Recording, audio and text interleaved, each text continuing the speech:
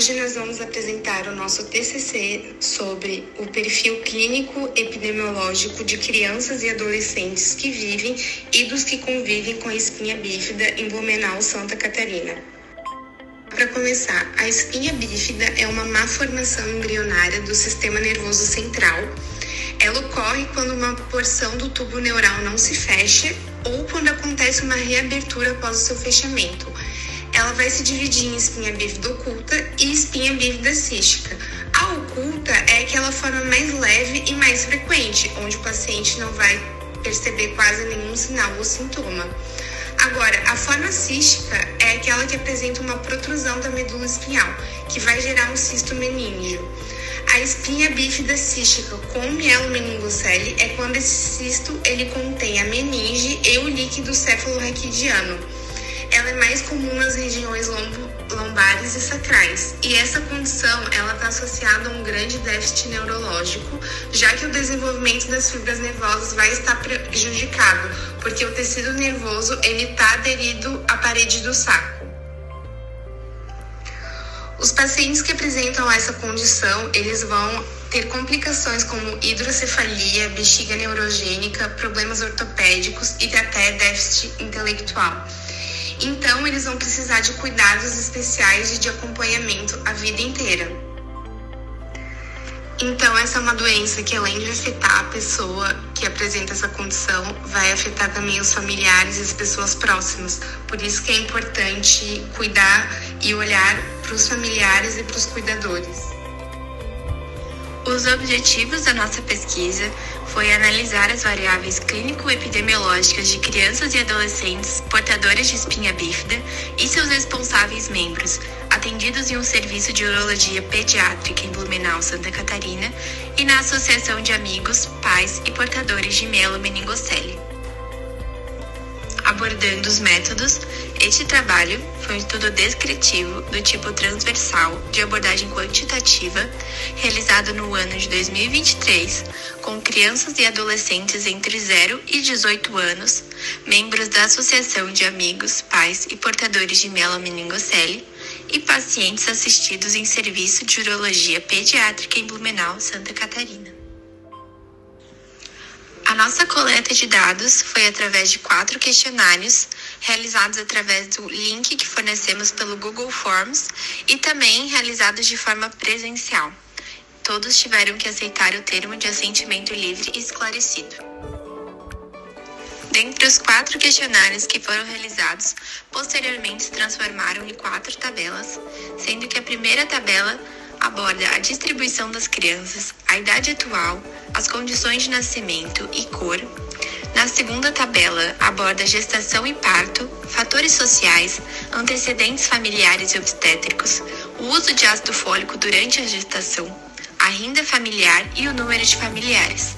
Na tabela 3, foi abordado o tipo de espinha bífida, complicações, o uso de órteses, o uso de autocateterismo, o acompanhamento na APPM e o uso de medicamentos. Na tabela 4, foi abordada a saúde mental do cuidador. Seguiremos então para os resultados. Na tabela 1, quanto à faixa etária das crianças analisadas, a distribuição mostrou-se mais frequente entre 0 e 4 anos.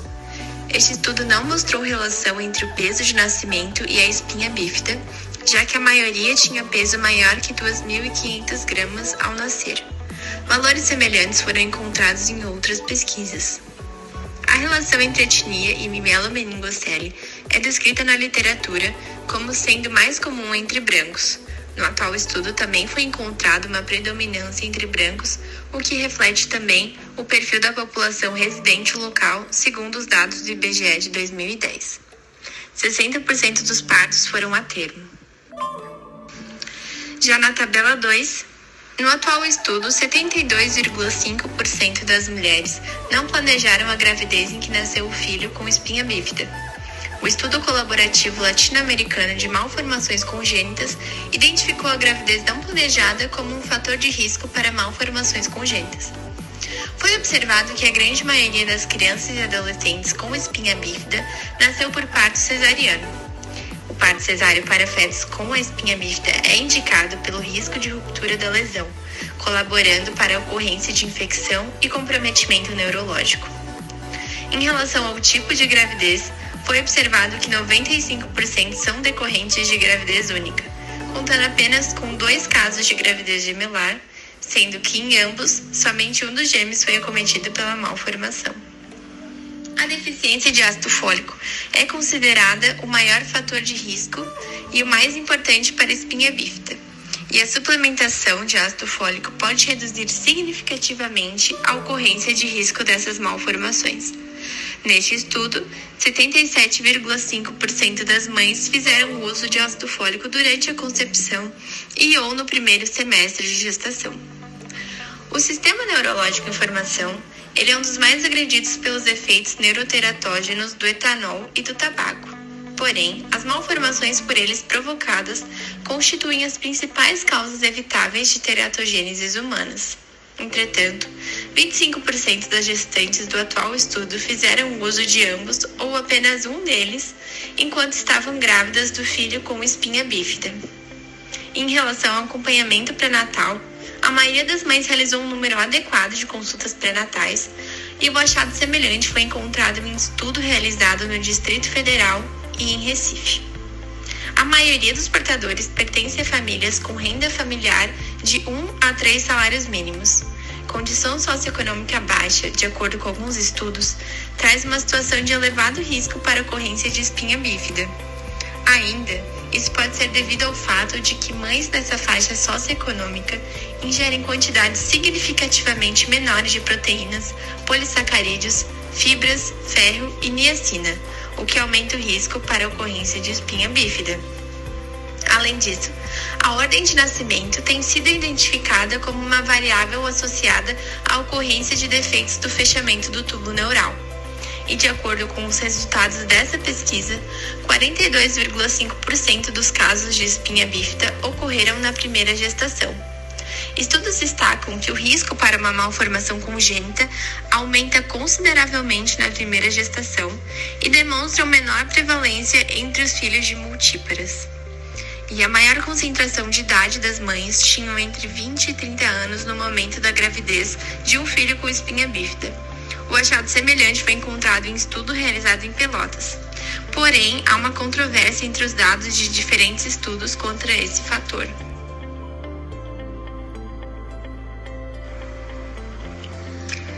Das crianças estudadas, 63,5% apresentavam mielomeningocele e apenas 17,2% apresentavam espinha bífida oculta e 17,2% apresentavam meningocele. Dos nossos pacientes, 73,8% fazem acompanhamento com o SUS e somente 26,2% possuem algum convênio. Além disso, grande parte faz uso do autocateterismo intermitente, 65%, e também desses pacientes estudados, 75% fazem acompanhamento na associação de mielomeningocele. A complicação mais frequente foi a bexiga neurogênica e a segunda mais frequente foi a hidrocefalia. E na literatura foi visto que a hidrocefalia ela aumenta consideravelmente o risco de mortalidade e também de déficit neurológico. E foi estudado que quando a cirurgia de mielomeningocele é feita ainda ultrauterina, o risco de desenvolver a hidrocefalia cai significativamente, mais de 80%. Foi visto também que 77,5% das crianças necessitam do uso de orteses e que 17,5% utilizam equipamentos para locomoção e 27,5% precisam usar cadeira de rodas. Isso mostra que a mielomeningocele ela requer uma adaptação contínua, tanto do indivíduo que possui essa condição, quanto por parte da família e do cuidador, e isso ao longo das diferentes etapas de desenvolvimento da vida. Na tabela 4, na avaliação da sobrecarga do cuidador, os resultados mostram que o familiar não se sente com sobrecarga emocional. Foi visto que 72% não se sente só por cuidar do seu familiar, 75% não sente perda de controle de vida e 70% não sente vontade de fugir. Agora, quando a gente pega a parte financeira, 32,5% sente que tem dificuldades econômicas.